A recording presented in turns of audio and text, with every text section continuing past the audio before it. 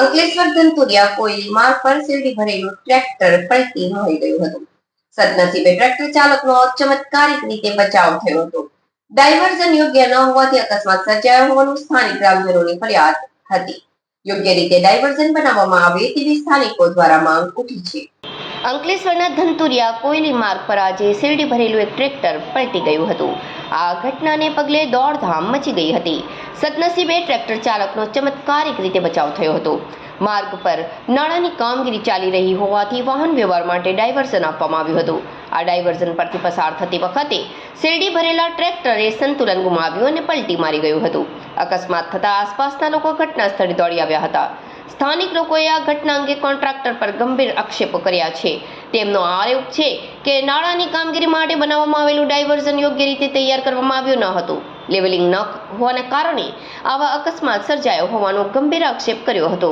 યોગ્ય રીતે ડાયવર્ઝન બનાવવામાં આવે તેવી સ્થાનિકો દ્વારા માંગ ઉઠી છે. હું નીતિન વસાવા, ધનતુરિયા ગામ આગેવાન. હાલ ધનતુરિયા ગામે કોયલીને જોડતા રસ્તામાં એક રોડ રસ્તાનું કામ, નાળાનું કામ ચાલી રહ્યું હતું. હાલ હમણાં એક ખેડૂત જ્યારે એનું પાક બિયારણ વાવે, એનું મોંઘા ખાતરો નાખે, દવાઓ નાખે અને પછી એનો પાક તૈયાર થાય ત્યારે આ શેરડીના ટેલરો, ટ્રેક્ટરો લઈને જાય છે. ત્યારે આ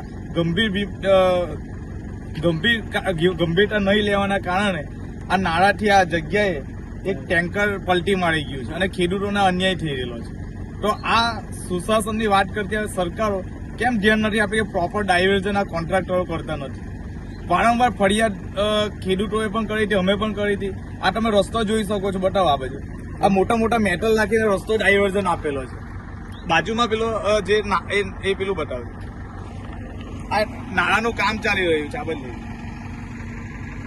એમની ગંભીર ભૂલોના કારણે આજે ખેડૂતોને વધારે નુકસાન જાય છે. આજે અમે પીડબ્લ્યુડીમાં પણ ફરિયાદ કરવાના છે. જ્યાં કહેવાનું થાય ત્યાં થશે. પણ આ લોકોની બિલકુલ ગંભીરતા નથી. ખેડૂતોને વારંવાર નુકસાન થાય છે. એમના કોન્ટ્રાક્ટરો, એમના મળતિયાઓ ભ્રષ્ટાચાર કરીને એમના રૂપિયાઓ લઈ લે છે. પણ ખેડૂતોને જે પ્રજા માટે જે ટેક્સ ભરીને પ્રજા કમાય છે અને જે એ કરે છે, એમાં આ લોકો સીધા સરકારને એનો ફાયદો થાય છે અને કોન્ટ્રાક્ટરોને ફાયદો થાય છે. તો આ ખેડૂતોને ન્યાય અપાવવા માટે આજે અમે અહીંયા ઉભા છે. જ્યાં સુધી ન્યાય ના મળે ત્યાં સુધી અહીંયા જ રહીશું. જય હિન્દ, જય ભારત.